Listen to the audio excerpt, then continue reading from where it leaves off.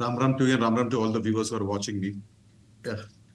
Prime Minister Narendra Modi will be swearing in for the third consecutive time, and he will be the second Prime Minister in this country who will do this so. And there is no doubt about this. And I would like to congratulate through your channel to him, to Bharatiya Janata Party and to the NDA alliance that they have made this big even in these challenging times. So more or less it is that he will come back. It will be a matter of when he will swear in, will be done. But I think this is a good time for India, where we see a stable government once again coming, and third term will naturally see more corporate reforms and more fundamental changes, which will help the corporate India to perform better. We will have more FDIs coming in, and let's see ease of doing business as to the most important factor in the next term of Modi government.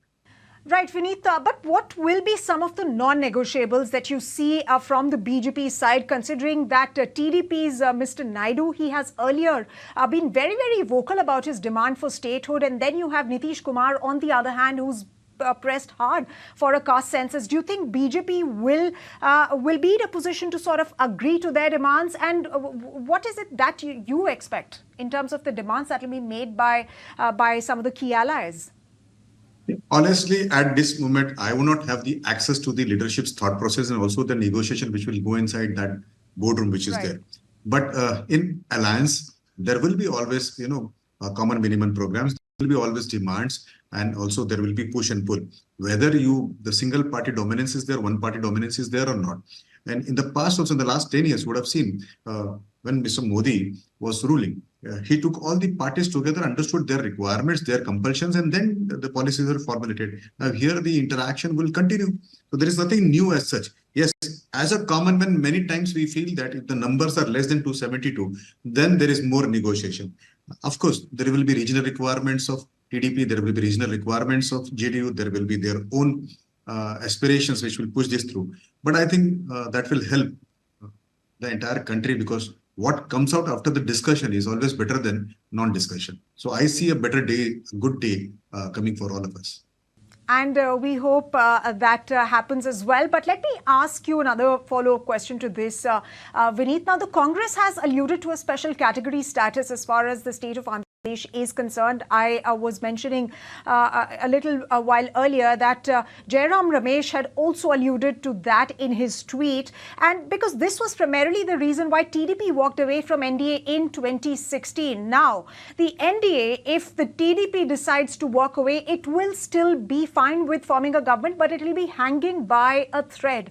So in that situation, will it be enough for the Congress to form the government? Will it be still away from the magic number, or will it be in a position to reach that comfortably? Give us the math and, of course, the factors that are likely to influence that. I hate to give this answer which I'm going to give you. Those who don't have numbers, they are questioning those organizations which got mandate in the number. Now here, whether there will be status, whether there will be some special package, whether there will be some preferential treatment, that is a decision which will be taken by the Prime Minister, and the need of the hour will dictate that part. A. B. Should this were going to be done in the 2014 itself, or is it a necessary or a compulsion now? Again, will be dictated as per the numbers which will come on the table. But I see that decisions will be made in the interest of the country. The reforms which are going on, especially the ease of doing reforms, the way we have seen, single structure, tax regime, the faceless assessment which was going on, that will continue. And in that case, I think even Mr. Naidu, or whether it is Mr. Nitish Kumar, they all will agree that at a larger level, all of them would like that there should be reforms, there should be more progress, and everybody will benefit. Now, a state's requirement can be always considered. And if there is a compulsion, I'm sure it will be considered. Now, to answer you specifically about Mr. Jairam, I don't know whether Mr. Jairam has that authority to speak on behalf of India alliances, A. B.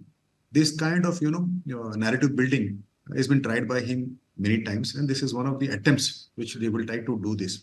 Now, if you see, with 240 seats alone by BJP, it is more than the number of NDA alliance which is there. And then at the total number where NDA is standing right now, it is quite comfortable to have a third term. I rather have some information, and I feel that many of the partners of INDA, they would like to be part of the treasury bench. So Jairam Ramesh has to save his alliance first. Let me also also ask you, I mean, regarding Prime Minister Modi, he's been a great negotiator as far as global deals are concerned. He's driven in some big deals, businesses, but everybody's really wondering if Narendra Modi is indeed prepared to deal with compulsions of an alliance, given the clean sweep that he's experienced earlier in 2014 and then in 2019. No, well, if I take you through a political rhetoric, as I said earlier, I would not like to speak that on this channel. But as you have asked me this question, be it 1989, 1991, 1996, 1998, 1999, or Manmohan Singh's 2004 and 2009, they were all coalition era. So this country has been there, and the rest, which we call as to be one party dominance era or a single party dominance era, let me tell you, 1952, 57, and 62, where Nehruji won, and it was a single party dominance. It was not because he was popular. It was because we were an infant democracy. People were not knowing anybody else other than him. And if you see 1984, the situation was different with Indiraji's assassination, or in 1977, when post emergency there was a single party dominance because people hated Indiraji, that particular part. So in truly speaking, there were only two terms, that is 2014 and 2019, where we have single party dominance. So Modi ji, a seasoned politician who had couple of times he was chief minister, and then this is the third time he will be the prime minister. He understands this. He understands Bharat very much, and I'm sure mentally he is prepared. In fact, in 2014 only, when he got that kind of mandate for 282, he took everybody together. Else, do you expect that we would have continued till this 10 to 12 years together? So compulsion of numbers and all does not matter. It's the decision which has to be taken in the interest of the country, and he has taken. Many times he has taken decisions which are hard. We all felt which was not necessary at that time. But if you ask him heart to heart, why did he take the answer, that kind of decision? I'm sure he took it because he wanted this country to progress.